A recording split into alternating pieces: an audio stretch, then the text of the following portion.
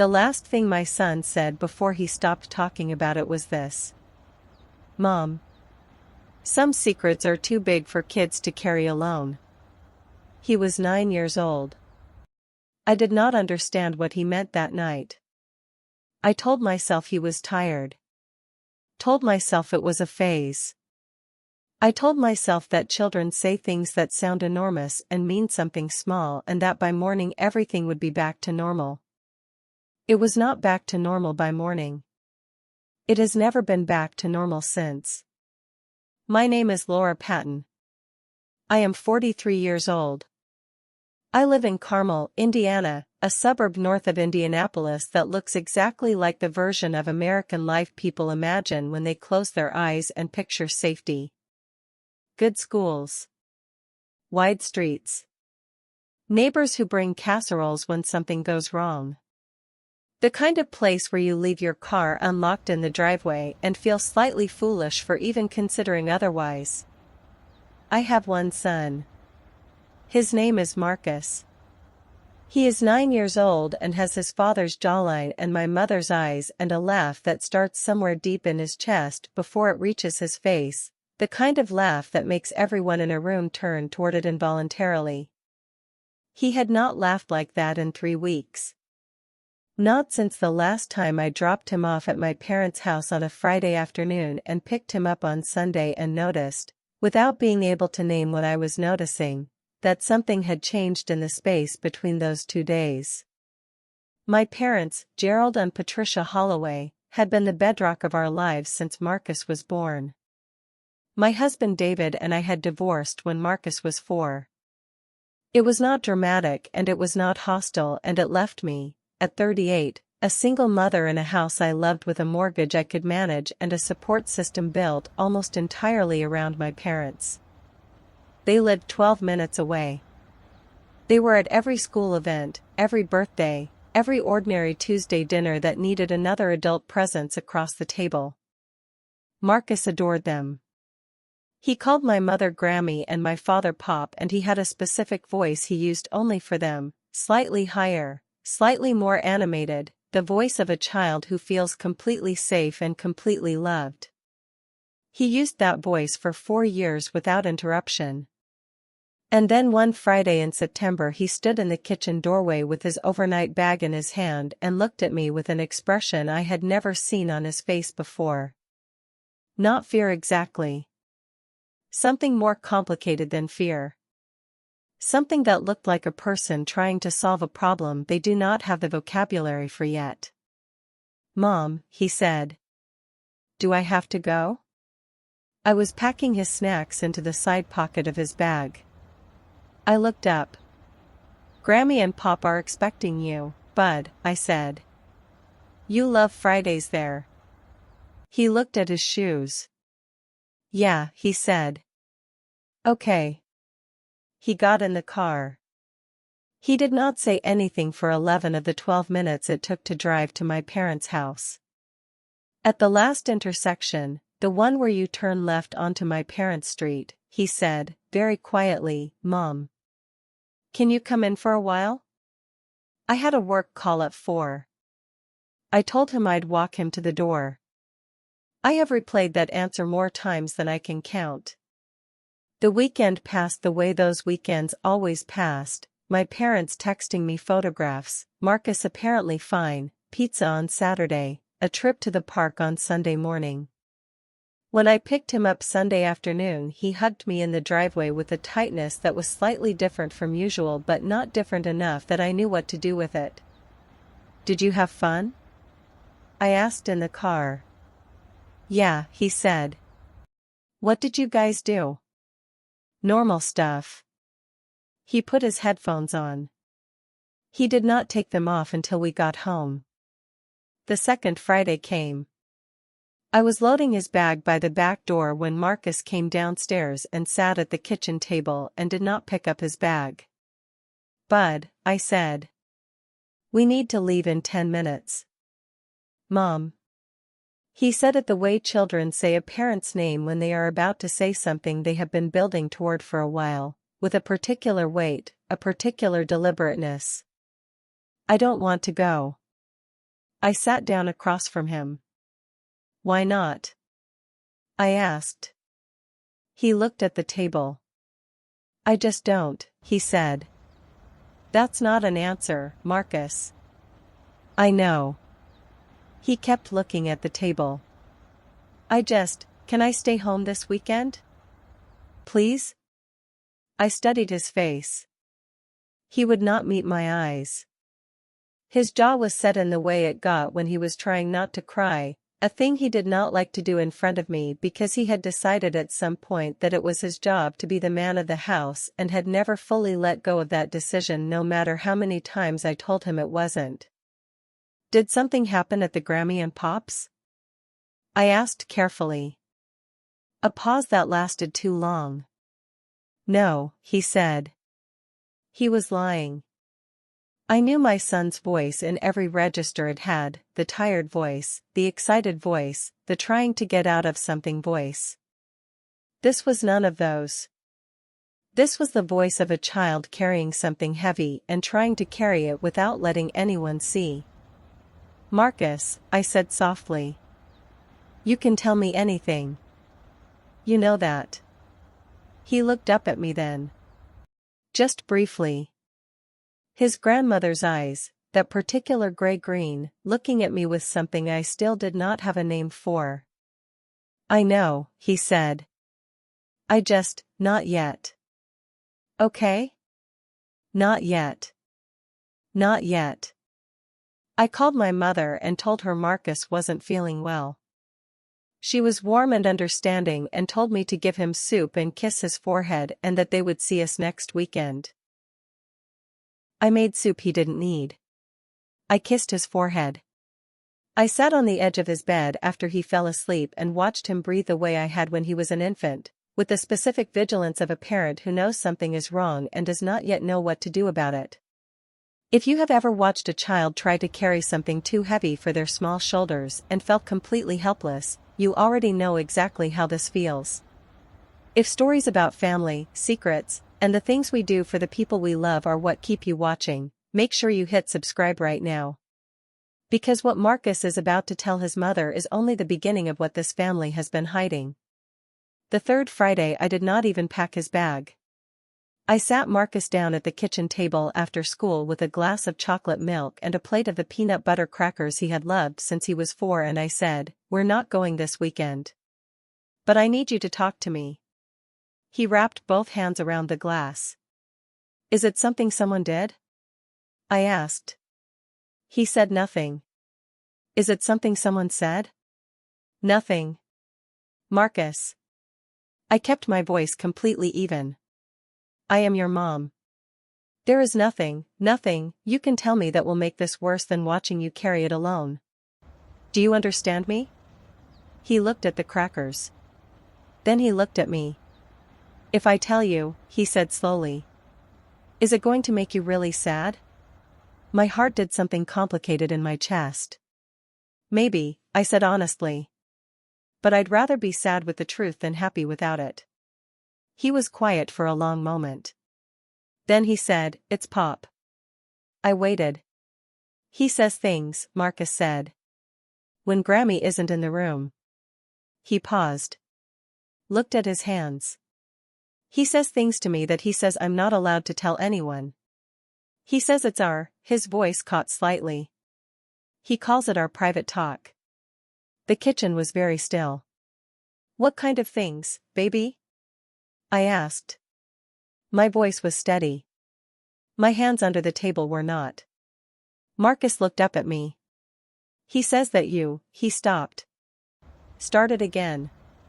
He says that you're not a good mom. That you make bad choices. That someday I'm going to understand that he and Grammy are the ones who really love me. He paused. And he says that if I tell you what he says, you'll send me to live with Dad. And Dad doesn't want me. The room did not move. I did not move. He said your dad doesn't want you? I said. Marcus nodded. Small. Careful. Like a child who has been waiting to put something down and is not yet sure the ground is safe. Pop says a lot of things, he said quietly. About you. About Dad. He stopped again. About what? I said. He looked at me for a long moment with his grandmother's gray-green eyes and his father's jaw and the laugh that started deep in his chest that I had not heard in 3 weeks. Mom, he said. There's more. But I need you to promise me something first. Anything, I said. Promise me you won't call Grammy. Not yet. Not until I tell you all of it. Not yet.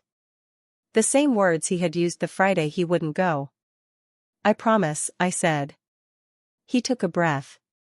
And what he said next made me realize that what he had already told me, as devastating as it was not the thing he had been afraid to say. It was only the beginning of it. He said, Pop has a room. I waited. In the basement, Marcus said. Behind the shelves with the old books on them. There's a door. I never noticed it before because the shelves go all the way across and it looks like a wall. He paused. But one night I couldn't sleep and I came downstairs to get water and Pop was coming out of it. And he didn't see me at first. And the look on his face when he finally did, Marcus stopped. Mom. It wasn't a normal face. I did not move. What do you mean? I said carefully. He searched for the word with the particular concentration of a 9-year-old trying to be precise about something important. Scared. But also angry. Both at the same time. And then it went away really fast and he smiled and said he was just checking the water heater and I should go back to bed. Marcus looked at his crackers. But the water heater isn't behind the shelves. It's in the other corner. I've seen it 100 times. The kitchen felt smaller than it had 60 seconds ago. Did you say Grammy? I asked. No. He said it immediately. Firmly. Grammy always takes his side. Always. Even when he's wrong about little stuff, like when he said I cheated at cards and I didn't, she just says Pop is right and I need to respect my elders. He paused. I didn't think she'd believe me about the room. Neither did I thought. And then I was ashamed of thinking about it. Did you ever see him go in there again? I asked. Once, Marcus said. In the daytime. I was supposed to be watching TV in the living room and I went to get my charger from my bag and I heard the shelves move. Like a scraping sound. And then I heard the door. He looked up at me. Mom. I heard voices. Voices, I repeated. From inside the room. More than one. And one of them, he stopped. Marcus. One of them was crying, he said quietly. Like really quietly. Like someone trying not to make noise but not being able to help it. I put Marcus to bed at 8:30 that night. I told him he had done the right thing. I told him he was brave. I told him that I was going to take care of it and that he was not to worry and that under no circumstances was he to go back to that house until I understood what we were dealing with. He made me promise twice. I promised twice. Then I sat at my kitchen table alone with a glass of water I didn't drink and I tried to build a rational explanation for what my 9-year-old son had just described. A hidden room. Behind shelves in my parents' basement. A room I had never seen in 30 years of knowing that house, a house I had grown up in, had done homework in, had spent thousands of ordinary hours inside without ever noticing a door behind a bookshelf. Voices. More than one. One of them was crying. I had 3 possibilities and I did not like any of them. The first was that Marcus had imagined it, the specific, vivid, entirely convincing imagination of a child who had already been unsettled by weeks of his grandfather's quiet psychological campaign. Children constructed things when they were frightened. I knew that. The second was that the room was innocuous, a storage space, a hobby room, something completely ordinary that my father's reaction had elevated into something sinister in a child's already anxious mind. The third possibility is that I did not let myself fully form yet. I just sat with it at the edges of my thinking and felt its shape without looking at it directly. I called my best friend Carol at 9:15. Carol Simmons had been my closest friend for 17 years. She was a family court attorney in Indianapolis, the kind of woman who had spent her career sitting across from people in the worst moments of their lives and had developed, through that proximity to crisis, an absolute radar for when something was genuinely wrong versus when someone needed to be talked down from the ledge of their own anxiety. I told her everything. She was quiet for a long time when I finished. "Laura," she said, "I'm not going to tell you what you want to hear." "I know," I said. "Tell me what you actually think." "I think you cannot go to that house alone," she said. "I think you cannot call your father and ask him directly. And I think that if there is any version of what Marcus described that is real, any version at all, the worst thing you can do is telegraph that you're looking." "So what do I do?" "You call someone who knows how to look without being seen," she said. "And you do it tomorrow." "Not next week. Tomorrow." The someone Carol recommended was a private investigator named Dale Hutchins. He worked out of a small office in Fishers, plain exterior, no signage, the kind of professional discretion that announced itself by its absence. He was in his 50s, former law enforcement, with a directness that I found steadying in the way that competence is always steadying when you are frightened. I sat across from him the following morning and told him everything Marcus had told me. He took notes in a small spiral notebook with a mechanical pencil. He did not react visibly to any of it. When I finished, he looked at his notes for a moment and then looked at me. "How long have your parents lived at this address?" he asked. 32 years, I said. "My father bought it the year before I was born." "And you grew up in the house?" "Yes." "You were in the basement regularly?" "Yes. My father's workshop was down there. I used to sit with him while he built things on weekends." "And you never noticed a door behind the bookshelves?" "Never." Dale Hutchins wrote something in his notebook. "Mrs. Patton," he said. "The shelving unit your son describes, moving, making a scraping sound, that is consistent with a hinged or sliding bookcase installation. Not uncommon in older homes, particularly if there was a renovation at some point that closed off a room the owner wanted to retain access to privately." I looked at him. "How long does something like that take to install?" I asked. "Professionally?" "A few days. The kind of job you'd hire out and pay cash for if you didn't want a paper trail." The coffee in front of me had gone cold. "What are you thinking?" I asked. He looked at me steadily. "I'm thinking I'd like to run some background on your father before I say anything else," he said. "Is that all right with you?" "Yes," I said. "Whatever you need." "Before we go any further, I need to ask you something directly." Because I was sitting in that investigator's office thinking I already knew the worst of it. I thought the cruelest thing my father had done was poison my son's mind against me. I had no idea what Dale Hutchins was about to find. If this story is hitting you somewhere real, hit that like button right now and drop a comment below. Have you ever discovered something about someone you completely trusted that rewrote everything?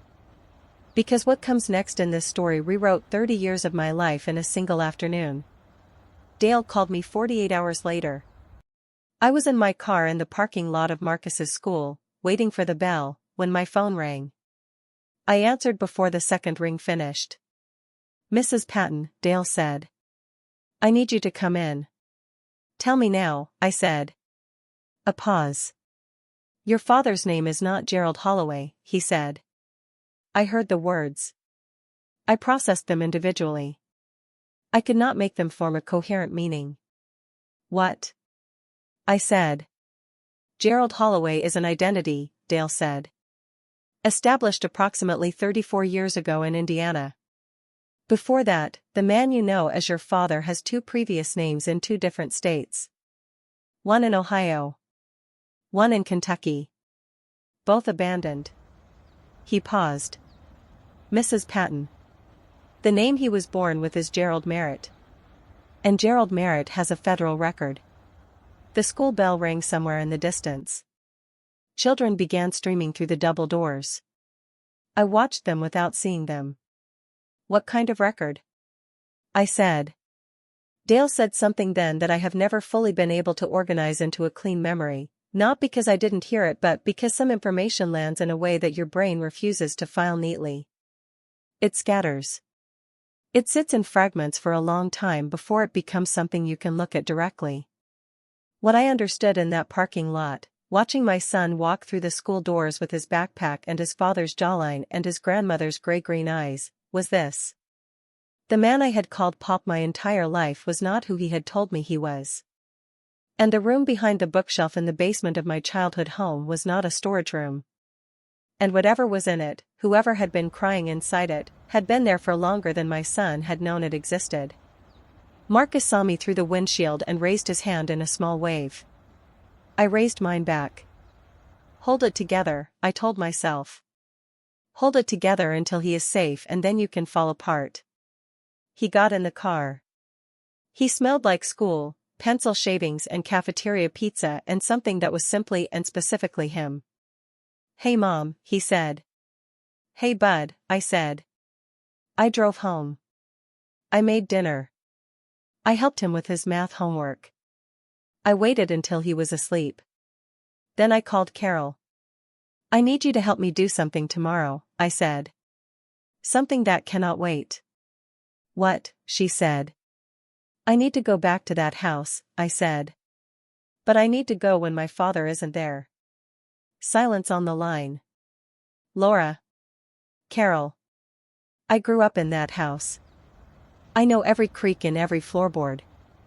I know which windows don't latch properly.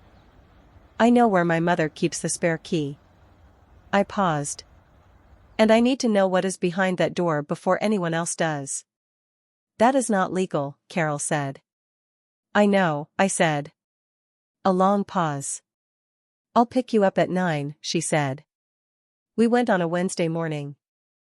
My father volunteered at a veterans organization every Wednesday from 9 until noon. He had done it for 11 years without interruption. It was the most reliable fact of his schedule and it gave us exactly 3 hours. My mother went to her book club on Wednesday mornings. The house would be empty. Carol parked 2 streets over. We walked. The September morning was cool and the leaves had just started turning and the street looked exactly the way it always looked, quiet and safe and completely ordinary, and I felt the specific wrongness of that, the way the appearance of a place can remain unchanged while everything you understood about it is being dismantled. The spare key was under the ceramic frog by the back door. It had been under that frog for 20 years. I opened the back door. The house smelled like my childhood. Coffee and my mother's hand lotion and the particular wood smell that old Indiana houses have in autumn. I stood in the kitchen doorway for a moment and felt the full weight of what I was doing, standing in my parents' home without permission, looking for something I was terrified of finding. Laura, Carol said behind me. We have 2 hours and 40 minutes.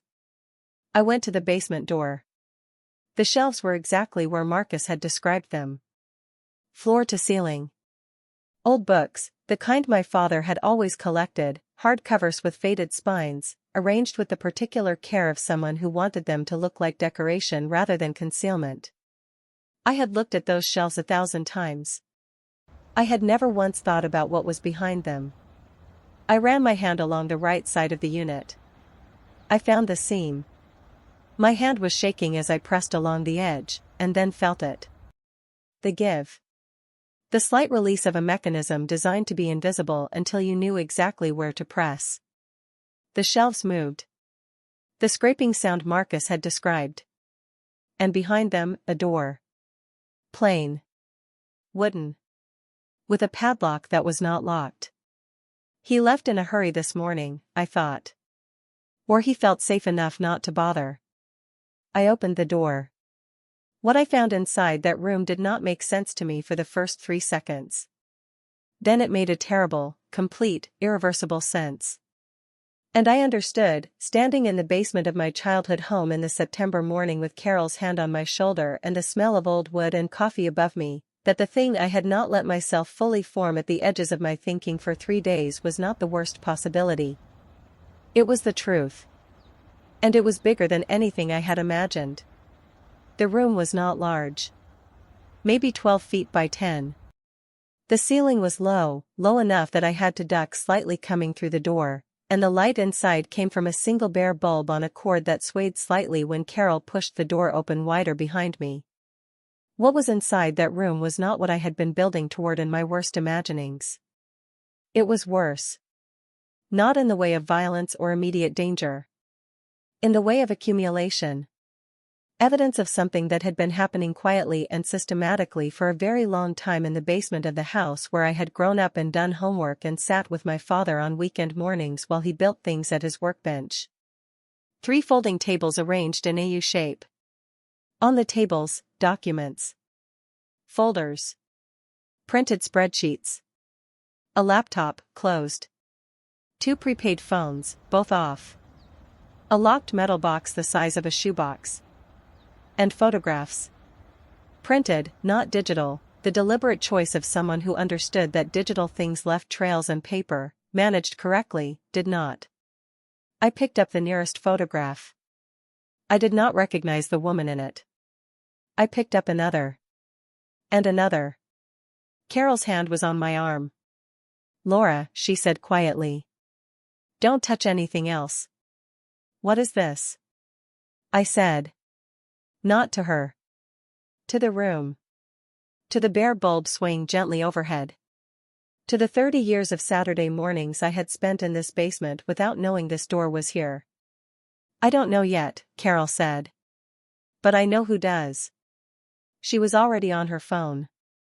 She was calling Dale Hutchins.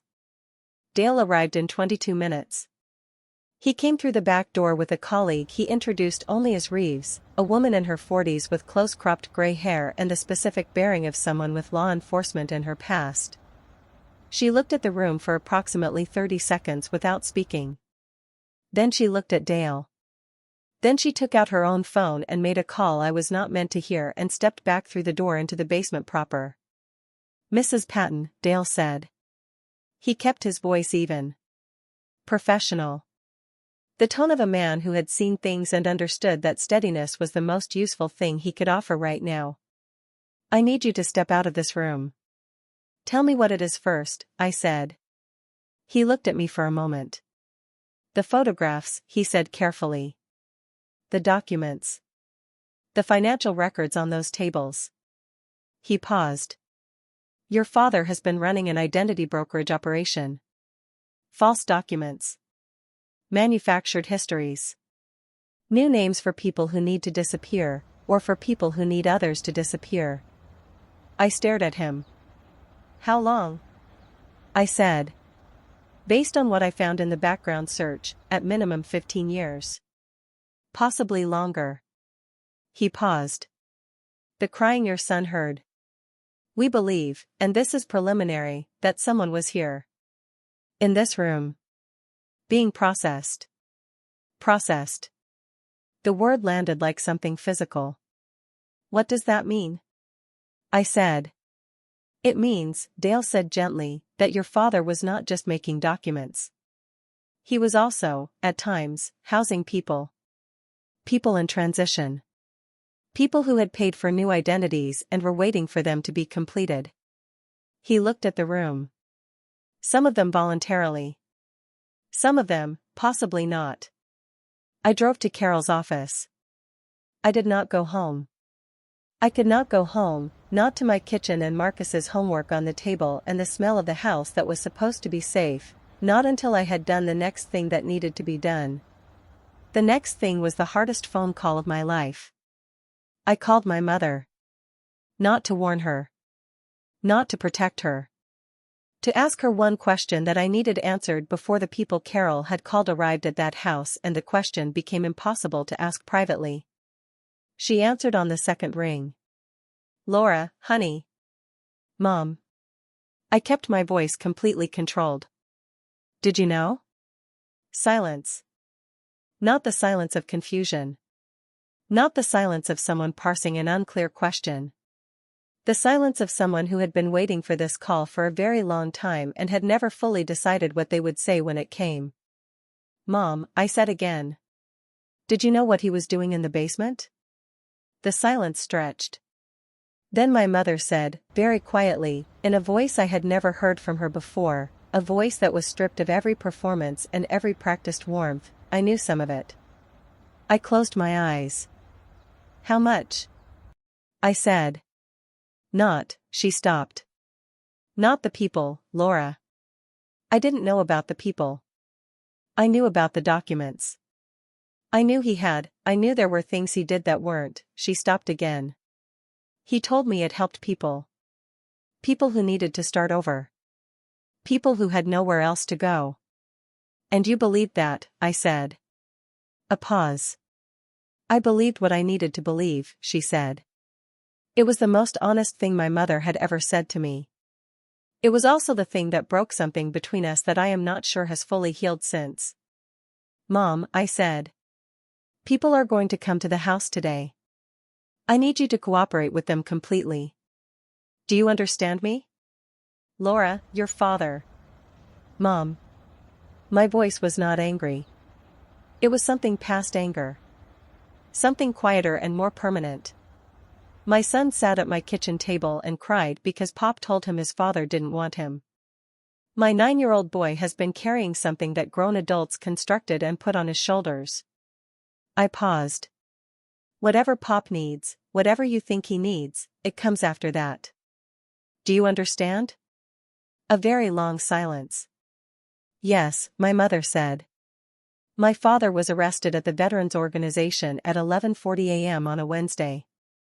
I know the time because Dale texted me. 2 words, it's done.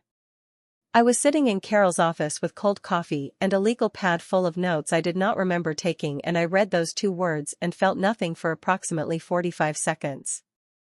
Just nothing. The specific emptiness that arrives when something you have been bracing against finally lands and the bracing itself has used everything you had. Then I felt something. Not satisfaction. Not relief. Something closer to grief, the complicated, specific grief of losing something that you had already lost, that had in fact never existed the way you believed it did, but that your body had not yet received the message about. I grieved the father I had thought he was. I grieved the Saturday mornings at the workbench.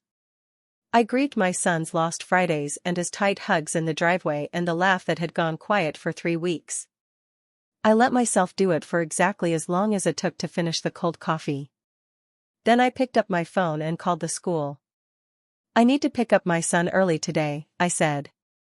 I told Marcus in the car. Not everything. Not the parts that would require him to carry more weight than a 9-year-old should carry. But the true shape of it, that Pop had been doing things that were wrong, that the police had found out, that Pop was going to have to answer for those things, and that none of it, not one single part of it, was Marcus's fault for telling me. He listened. He was very still in the passenger seat in the way he got when he was processing something significant. When I finished, he was quiet for a moment. Then he said, "Is Grammy okay?" Of course, that was his first question. Of course.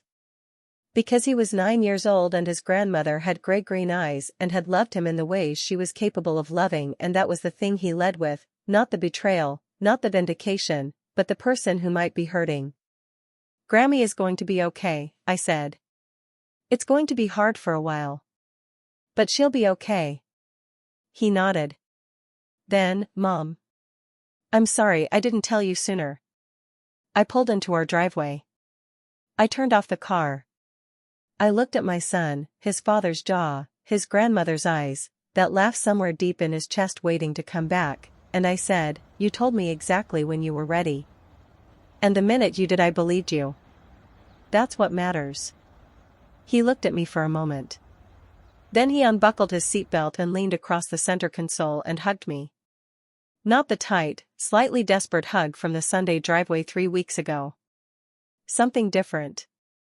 Something that felt like a child putting something down that had been too heavy and finding that the ground on the other side of it was solid. I held on. Gerald Merritt, the man I had called Pop for 43 years, was indicted on 14 federal counts. Identity fraud. Document forgery. Conspiracy. And 3 counts related to the unlawful detention of individuals on the property, the people in the room, The ones who had been there when the crying happened, the ones who had paid for a new beginning and found themselves held past the point of consent while my father extracted additional payment. 3 people. 3 people had been in that room. All 3 were found. All 3 were alive. All 3 gave statements. The trial lasted 11 days. My mother testified for the prosecution. I do not know what that cost her. I know it cost her everything she had.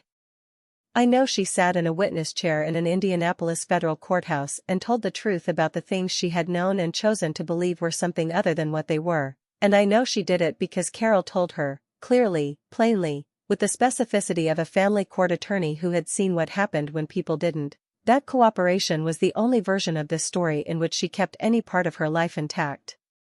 She kept her freedom. She lost almost everything else. Gerald Merritt was sentenced to 19 years. He will be 82 when he is eligible for release. I did not attend the sentencing. Marcus and I were at the Indianapolis Children's Museum that day, his choice, made weeks before, circled on the calendar on our refrigerator in his handwriting. We rode the carousel and ate hot dogs, and he beat me badly at a geography game in the science wing and laughed the laugh that starts deep in his chest. I heard it and felt something I did not have a word for and still don't. Something that was relief and grief and love and the particular exhaustion of a person who has been through something real and comes out the other side of it still standing. My relationship with my mother is complicated. I will not pretend otherwise. There is a version of this story where I tell you we found our way back to each other easily, that her testimony and her honesty and the genuine remorse she demonstrated across the months that followed rebuilt what the truth had taken down. That version is not the true one. What is true is that we are trying. She moved to a smaller house across town. She calls on Sundays.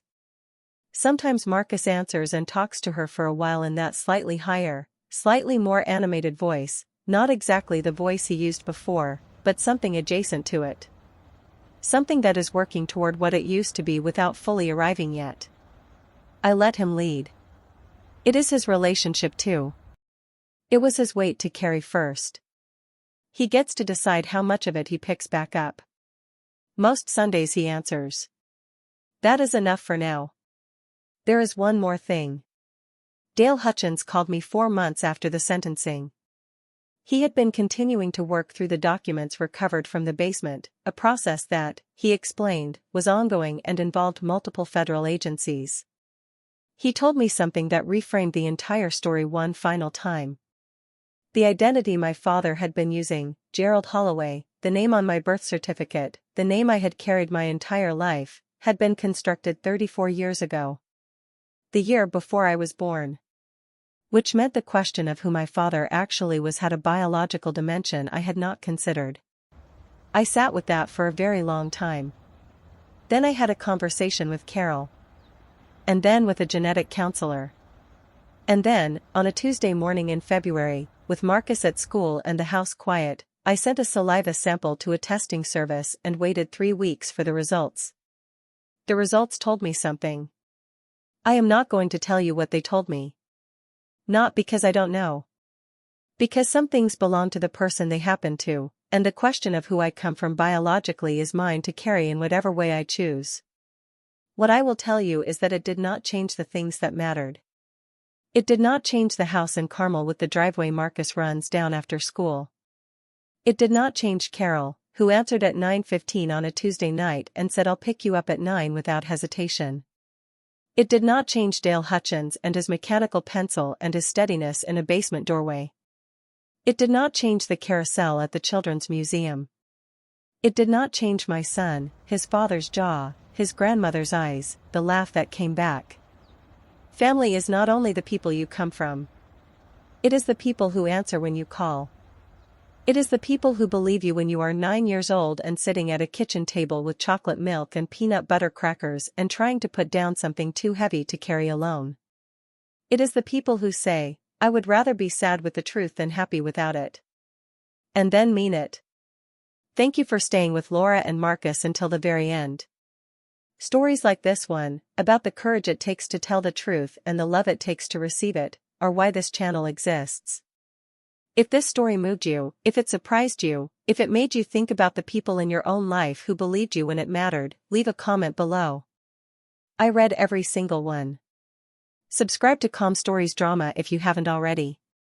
And when you're ready for another story, one that will stay with you long after it ends, there is one waiting for you right here on this channel. Thank you for reading. We will see you in the next one.